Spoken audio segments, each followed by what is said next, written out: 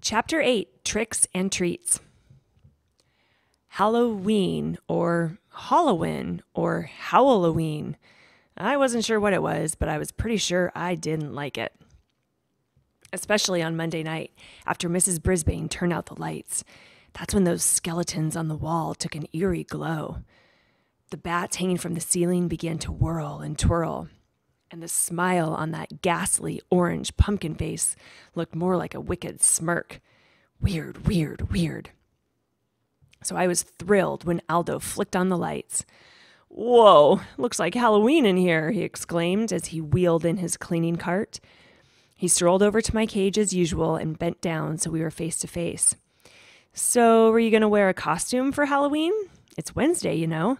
Halloween is when the ghosts and goblins come out to play," he explained. "Eek!" I squeaked. No, it's not scary. It's just fun. All the kids will wear costumes. Richie's going to be a werewolf. So what are you going to wear? A fur coat?" He laughed at his own joke, then began his cleaning routine, talking to me as he swept and dusted. I started thinking about this costume thing. Miss Mac had a costume party once while I was staying with her. People dressed up like kings and pirates and ghosts, and Miss Mac dressed up like a clown with a sparkly pink wig and a funny face. Nobody wore a fur coat. I thought about this costume thing all night and the next day. When Garth threw a piece of paper in my cage, I wondered about the costumes. When AJ tripped on his way up to the chalkboard and Gail didn't giggle, I wondered about the costumes. Even when Mrs. Brisbane called on Saya and she answered her, I wondered about the costumes. And I came up with a plan of my own. On Wednesday, Halloween arrived, but there were no costumes. I was extremely disappointed until Heidi blurted out, "Mrs. Brisbane, when are we going to have the party?" "Raise your hand, Heidi," the teacher told her. Heidi obediently raised her hand, and Mrs. Brisbane called on her. This time, when Heidi asked her question, Mrs. Brisbane said, "We will have our lessons this morning. After lunch, you may put on your costumes, and we'll start the party." I felt happy, and got in a nice nap for the rest of the morning. But I was wide awake after lunch. My classmates returned from the cafeteria, then scurried off to the cloakroom and the bathrooms and returned. But I hardly recognized them in their costumes. Oh, they were wonderful. A dragon, 2 pirates, a princess, a ninja, 2 clowns, a ballerina, a bunny, a cat. Thank goodness not a real one. A baseball player, a mad scientist, a skeleton, the Statue of Liberty, and an angel and a devil. The room mothers came to help with the party. They were both dressed as witches. Still, Mrs. Brisbane was the scariest of them all. She didn't wear a costume, just a button that had the words, "This is my costume," printed on it. She gathered everyone in a circle, pushing all the tables back. Then she announced that the class would be having some treats. But in order to get them, they each had to do a trick, tell a joke, sing a song, or perform a trick for the rest of the class. Oh, I wish someone had told me. I had figured out the costume part, but what about this tricking for treats? Art, the ninja, stood on his head. He stood on his head so long, Mrs. Brisbane finally had to thank him and tell him it was someone else's turn. Gail, the ballerina, twirled around the room on her toes.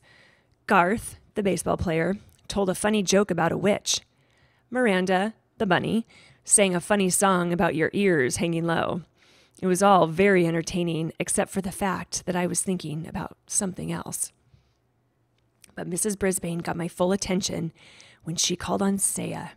Saya was dressed as the Statue of Liberty. She wore a flowing dress and had a crown on her head and a big cardboard torch in one hand. She stared down at the floor as she took her place in the center of the circle. "What trick will you do for us, Saya?" the teacher asked. Saya still stared at the floor. "Sing your song, Saya. Sing!" I squeaked out as loudly as I could. "You can do it, Saya. Sing!" Yes, I know all she could hear was squeak, squeak, squeak, but I did my best. "I think Humphrey wants to hear from you," Mrs. Brisbane said in a surprisingly friendly voice. Suddenly, without warning, Saya began to sing the Star-Spangled Banner in her clear, sweet voice. Everyone stood up right away like you're supposed to do when they sing the national anthem. Mrs. Brisbane put her hand over her heart, and the other kids did too.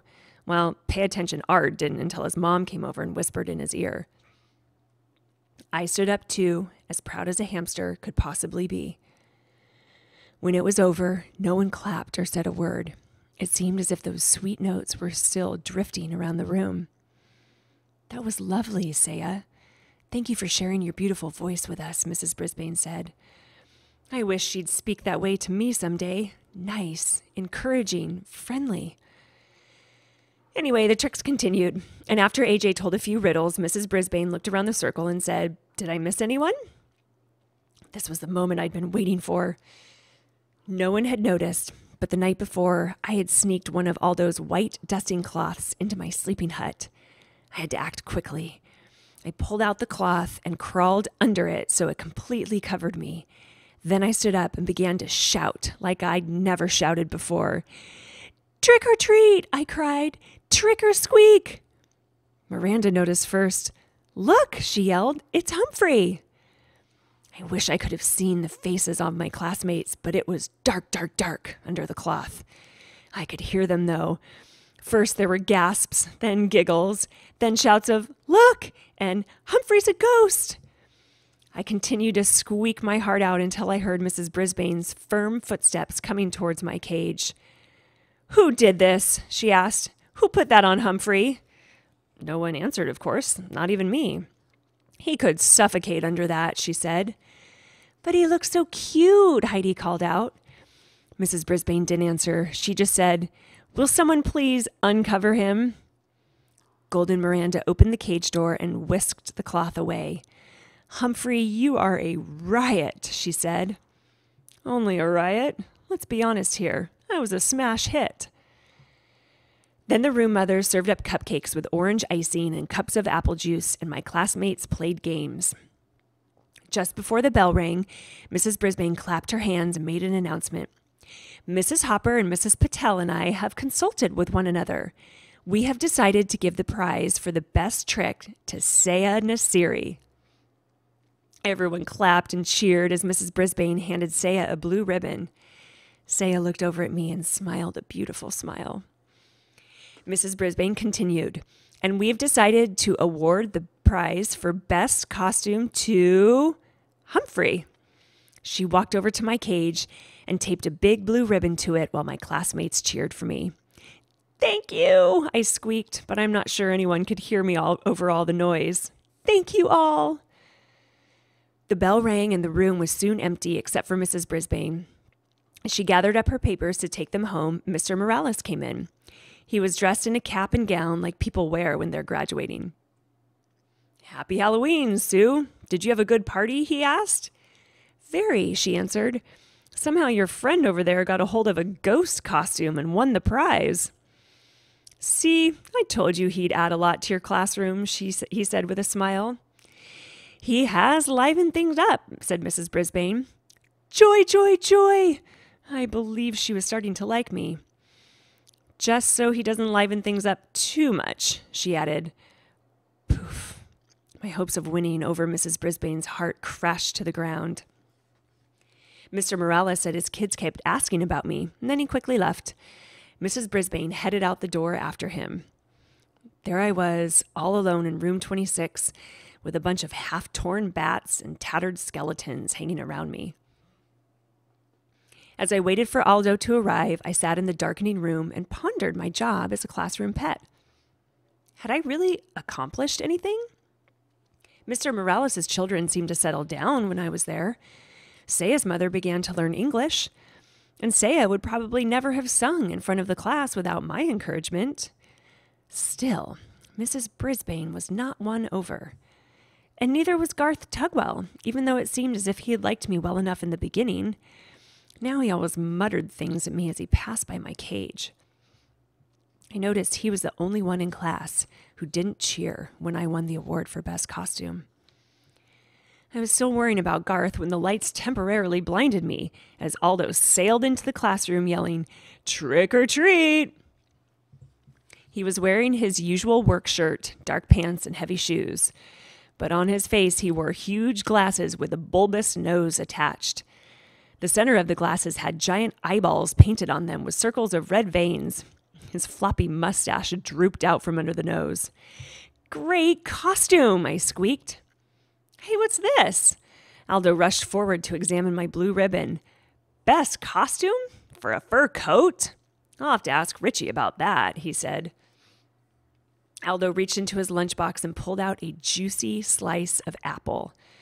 "I've got a special Halloween treat for you, Humphrey, 'cause I'm very, very happy tonight," he said. I grabbed the apple and began nibbling as Aldo pulled up his chair close to my cage. "You see, I went to the Moonlighters Club. You remember the club in that ad I found on the projector?" I squeaked in excited yes! "And I met a real nice girl there named Maria. She works all night at the bakery. So tomorrow we're going out on a date, lunch and a movie." Aldo leaned back in his chair. "She's a real nice girl. Pretty. Nice. Did I tell you she works in a bakery?" Aldo rose and paced back and forth in front of my cage. "You know what I can't figure? I can't figure out how that ad got on that projector. Mrs. Brisbane wouldn't just show that to the class, and she wouldn't be interested herself. And it was weird how the projector was left on. Mrs. Brisbane always leaves her room in shipshape condition." He paused to rub his chin, then looked at me out of the corner of his eye. "You know, if you weren't locked up in a cage, I'd think you had something to do with it," he said. Then he laughed. "Well, whoever it was, I owe them a big thank you." "You're welcome," I squeaked. Too bad Aldo didn't understand me this time. Tip 8. Hamsters are most active during the evening. From Guide to the Care and Feeding of Hamsters by Dr. Harvey H. Hammer.